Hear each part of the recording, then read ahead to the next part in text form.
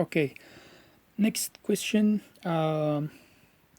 Whether there is a concept of God in Buddhism, and if not, then how do we attest for the existence, the universe, creation, etc.? This is a very interesting question, and it can take us into a vast field of exploration, really, on the Buddhist cosmology, which is one of the least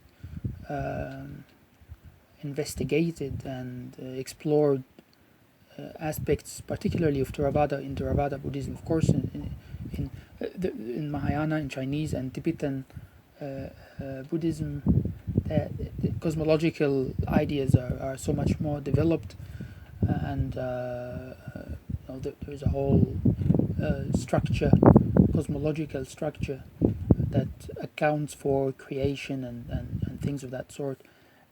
In Theravada Buddhism, which is the form of Buddhism that I like and that I follow, which is prominent in Sri Lanka and Southeast Asia. So for those who don't know, there are three main schools of Buddhism. Theravada Buddhism, or also associated with early Buddhism, what's believed to be the original teachings of the Buddha. And then there is Mahayana Buddhism, culturally and geographically associated with China, and Tibetan Buddhism, Vajrayana Buddhism, that's with Tibetan culture and religion. So I have a fair knowledge of Mahayana Buddhism in particular, and it's something that's very important and interesting for me. But my real domain of knowledge and interest also is restricted to Theravada, early Buddhism. And the ideas about God or cosmology in Pali literature, which very much constitutes the source from which Theravada and early Buddhism draws its conclusions. It's very, very limited. There isn't much about cosmology in the Pali literature, or cosmogony, more specifically, how existence came and so forth.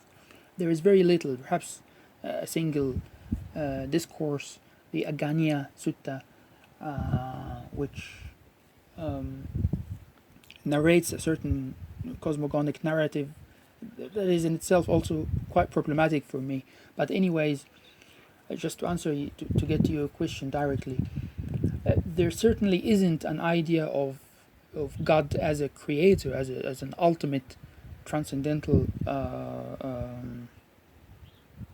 originator of existence. We don't have any such concept. And of course, the following question is usually then, what did the Buddha say about where the universe or the world come from? And in fact, what the Buddha said is that, according to the text, is that it is of unknown origin. So it is, you could say, an agnostic attitude, that we don't know where did it come from, and possibly also we cannot know. It's not something that we are able to transcend or grasp or encompass. It is something that is beyond our capacity of knowledge. So the Buddha didn't declare anything about where the cosmos came from. There is an idea in Buddhist cosmology about expansion and contraction of the universe and things of that sort. But these are also, let's say, not very clear, or not particularly demonstrative of any substantial cosmology.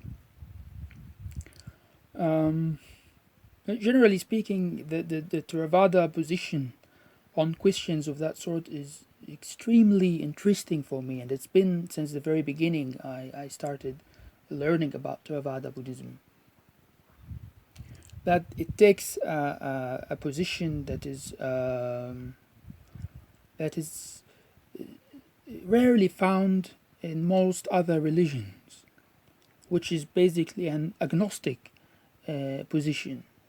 The idea that Buddha could say we don't know, nobody knows, which is very rare. In most other religions, we found founders of religions declaring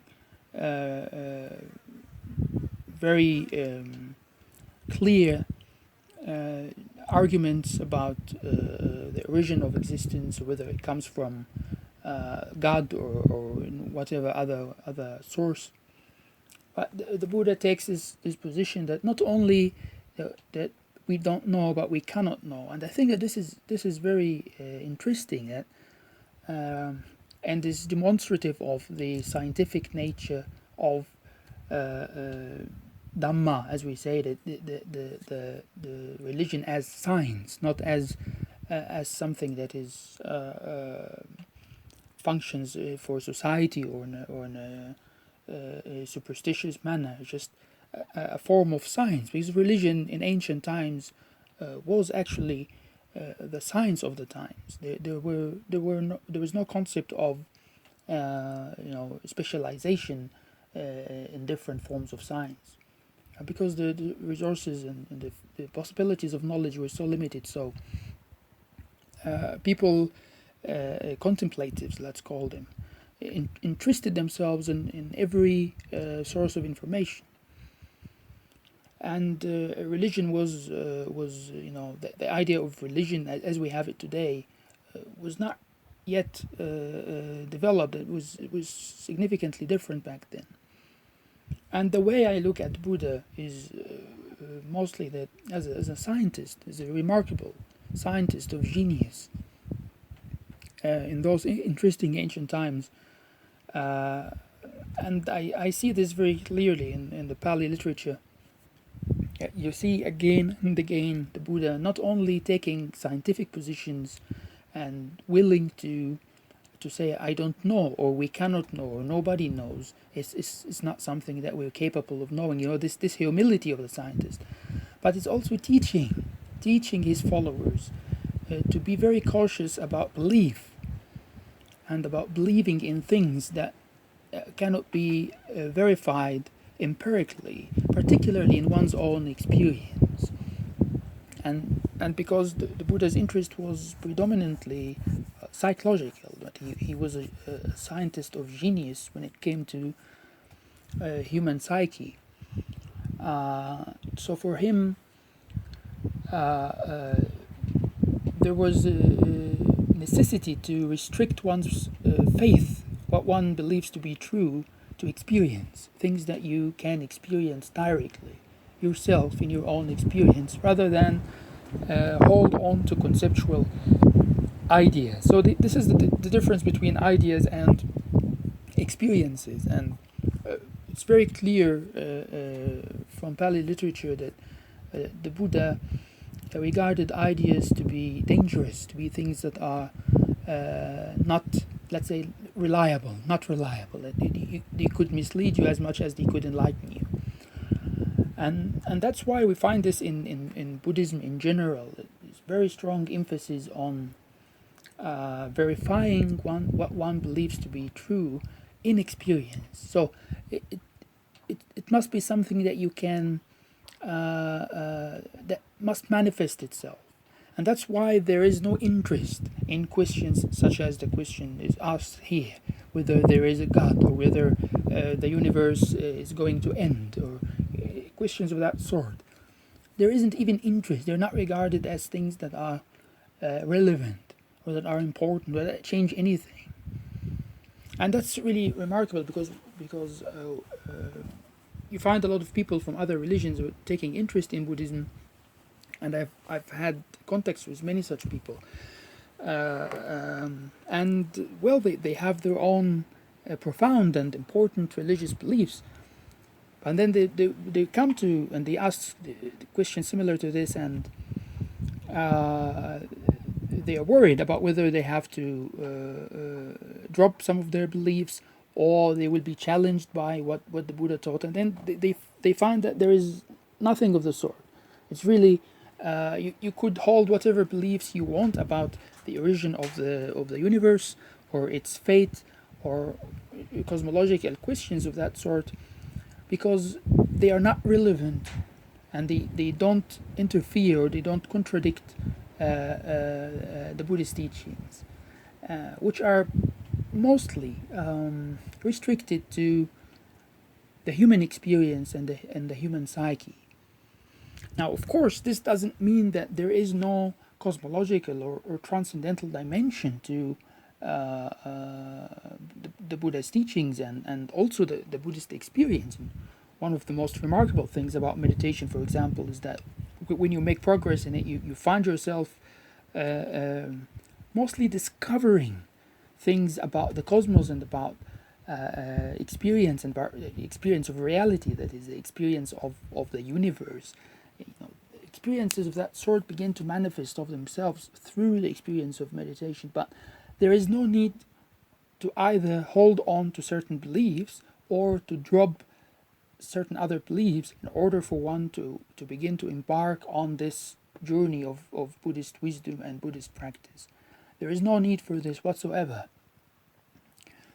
And this was something that really fascinated me completely at the beginning of my journey, because I came from a secular background. I wasn't a believer in anything before my interest in Buddhism, so I found great relief in the fact that there is no requirement that I have to believe in an idea of God or drop it, or to not believe in anything. It's just the Buddha says it doesn't make any difference whether you believe in God as an originator of the universe, or if you don't. In either case, it's not going to make any difference as to what the Buddha taught and the kind of practice that he prescribed. And so it's mostly a scientific, agnostic attitude with regard to all questions of that sort. They simply don't exercise any effect on the experience and the practice of understanding the human psyche, and I don't want to say interfering with it, but training it, interacting with it in such a way as to bring about the optimal mental health, happiness, or peace, or whatever you want to call it. And this is basically the focus of Buddhist psychology and Buddhist practice.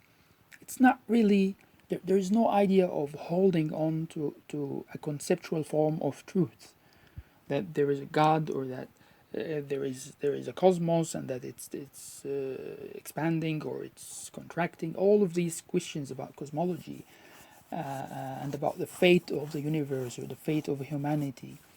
And these, of course, are, for understandable reasons, are very highly relevant questions for many people who are interested in spirituality and in religion. But I would say that in Theravada Buddhism, and Buddhism in general perhaps, and Theravada Buddhism in particular, it was fascinating for me that this is not the case, and that there is rather very strong emphasis and interest in the psychological experience and nothing much beyond that. Now, of course, there is a farther important, I would say even essential dimension of cosmology in Buddhism. It's somewhat complex. There is also questions regarding rebirth, or what's known as the transmigration of the consciousness, that the consciousness moves from one life to another.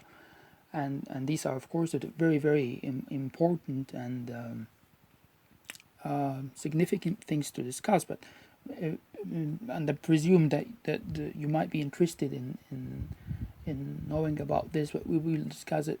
We might discuss it later.